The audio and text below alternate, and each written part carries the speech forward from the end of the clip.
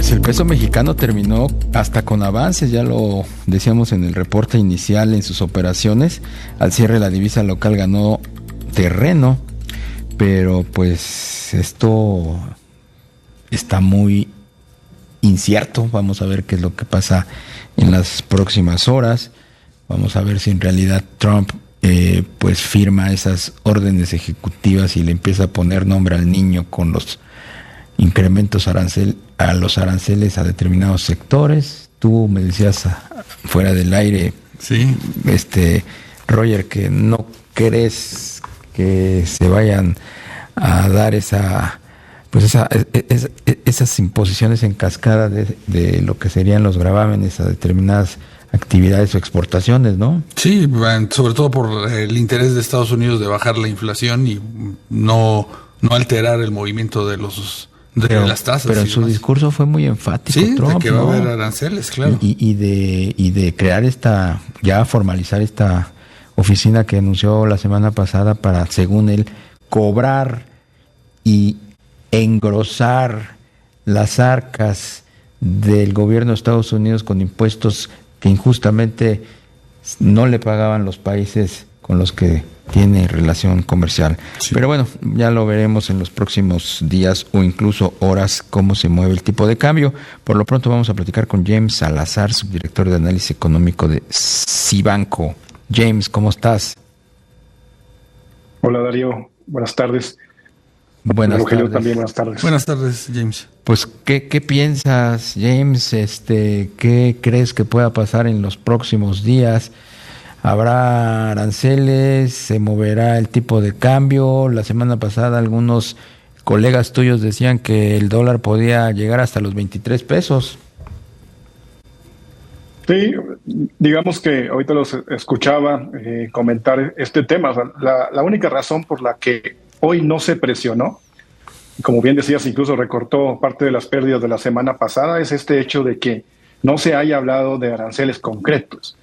O sea, se habla de que sí va a haber en determinado momento y que incluso va a hacer una evaluación del comportamiento de los socios comerciales y de todo aquel país con el que Estados Unidos tiene vínculos comerciales, ¿no? Se le va a hacer una especie de documento para tratar de articular una estrategia y eventualmente pues, anunciar lo que pues, hubiéramos esperado quizá desde el día de hoy, este establecimiento de aranceles, ¿no? Entonces, esa es la razón por la que la reacción del peso mexicano ha sido positiva. Ahora, ¿hasta cuándo puede durar? Incluso puede apreciarse más si esto demora, o sea, que si no vemos alguna medida concreta en el caso específico de la relación bilateral con México o trilateral México-Canadá, ¿no? O sea, nos sorprende un poco porque es sobre todo el tema de hacer una evaluación, porque conocemos a Trump de otros momentos, parecía muy decidido a iniciar ya con este proceso de anuncios de aranceles.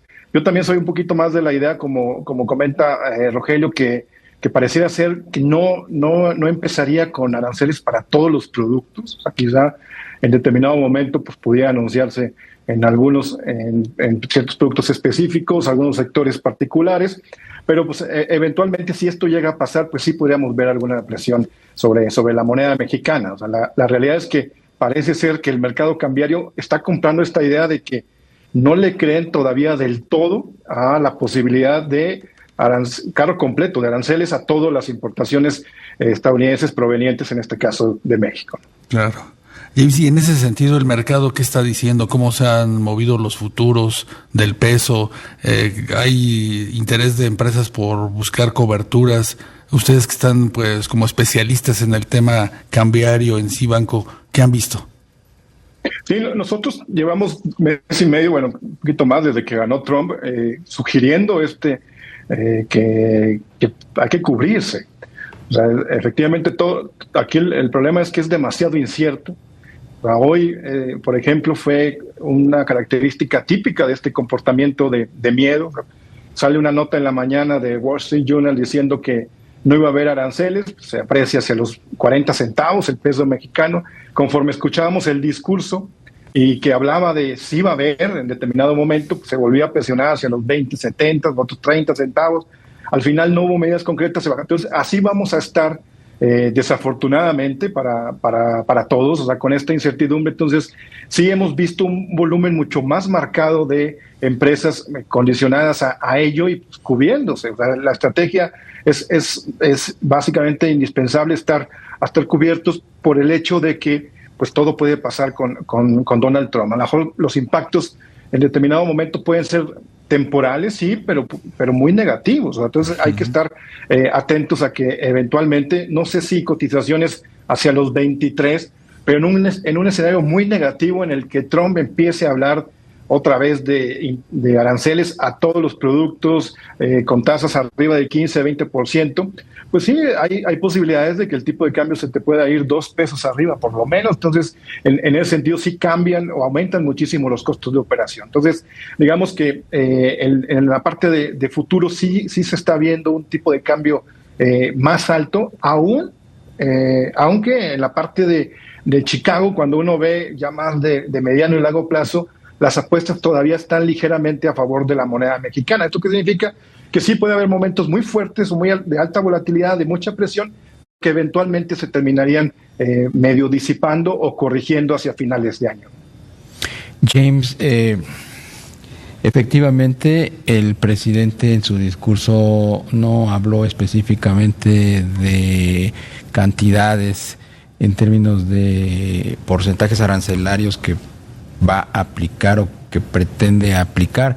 Sin embargo, trascendió, como bien dices, la intención que tiene su gobierno de hacer toda una cirugía mayor a las relaciones comerciales con Estados Unidos, con Canadá, México, y cuidando sobre todo cómo se da la interacción comercial de sus socios con China.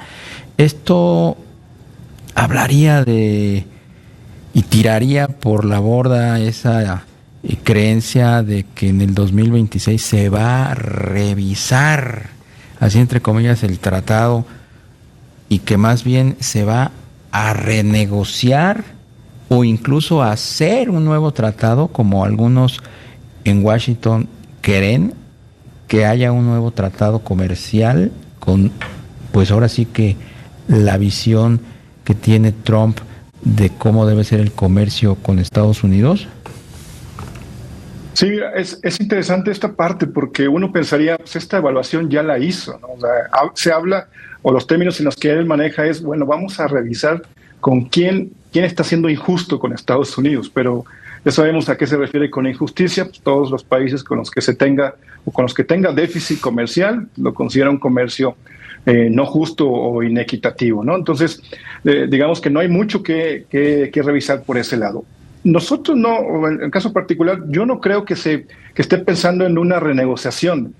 La realidad es que Trump tiene en buen estigma la parte del TEMEC porque pues, él, al final de cuentas, lo negoció. O sea, hay que recordar que en su primer mandato él estaba en contra de NAFTA, de Telecan, y se terminó llegando a este acuerdo que pareció ser satisfactorio para los intereses de Trump. Ahora hay temas adicionales que le gustaría se incorporaran, sobre todo en el caso de México, que es toda esta relación que tenemos o que tiene nuestro país con China. Ya lo hemos escuchado hablar de que se está dando esta triangulación o que pudiera en determinado momento, pues, sobre todo en la parte automotriz, China estará aprovechando esta plataforma desde México para entrar a Estados Unidos. Entonces, quizá lo que se busque en determinado momento es incluir alguna cláusula que no amerite mayor tema en la parte de la legalidad o de la parte jurídica del TEMEC, pero sí incorporar o adicionar en la parte de acceso a mercados estas inquietudes que trae Trump respecto a China, o sea, a lo mejor ser más enérgicos en la regla de origen. Digo, no ha presentado nunca pruebas Trump, pero darle eso, o sea, para que pueda él venderlo también con su electorado. En la parte de inversión, pues tener mucho cuidado, o muy cuidadosos en el lenguaje a la hora de establecer cómo sería el vínculo con China. Yo creo que va más pensado en algo parecido para solucionar estas inquietudes de Trump, más que pensar en una nueva renegociación o salirse completamente del TEMEC y hacer un nuevo tratado. Creo que Trump tiene una buena evaluación de lo que es o lo que representa el TEMEC por haberlo él junto con su equipo negociado, pero en ese entonces no tenía muy en el radar estas inquietudes que tiene de la presencia de China en México, sobre todo en temas de industria automotriz, y que relativamente fácil se puede corregir incorporando algunos adendums dentro de la parte de los capítulos de acceso a mercados y de inversión en el TEMEC, ¿no? James, comentabas también ahorita en la charla que pues de no haber un anuncio concreto de aranceles, pues quizás se siga apreciando el peso, pero también ¿no podría este mismo ambiente de incertidumbre afectar pues inversiones ya en la parte real de la economía? De hecho, ya está pegando en las inversiones. O sea, uno ve los componentes de actividad económica o demanda agregada, tanto en la parte de inversión como de consumo. Los últimos indicadores que hemos visto, pues hay un freno importante. Son varios elementos, no solamente es el lado externo, está la cuestión interna del año político, cambio de administración, las reformas controversiales, pero un elemento adicional es todo esto que pueda pasar con Trump, con el establecimiento de aranceles, la creación de incentivos en Estados Unidos para las empresas que no salgan de su país mismo, la reducción de impuestos o la tasa al impuesto de las sociedades en Estados Unidos. Entonces ya se está viendo esta afectación. Eventualmente esto pudiera tener impacto en los fundamentales para el tipo de cambio, pero de muy corto plazo, si no vemos anuncios concretos de aranceles, en el escenario que traemos nosotros es que se pueda incluso pegar hacia los 20 en los siguientes días. O sea, la cotización al mayoreo ahorita, o el día de hoy cerró alrededor de 20.50. Estamos hablando de que tiene margen para poder bajar por este tema de perdido otros 50 centavos, que era la presión que vimos en la semana pasada. Hay otros temas que vienen, por ejemplo, hacia finales de la semana está también la reunión del Banco Central de Japón, que es importante porque hay la expectativa de que pueda subir tasas de interés. Pero por este tema puede haber margen todavía. James Salazar, subdirector de Análisis Económicos Cibanco, gracias por tomar la llamada. Hasta luego, Darío, hasta luego, Rogelio. Un gusto. Gracias. Hacemos una segunda pausa y regresamos.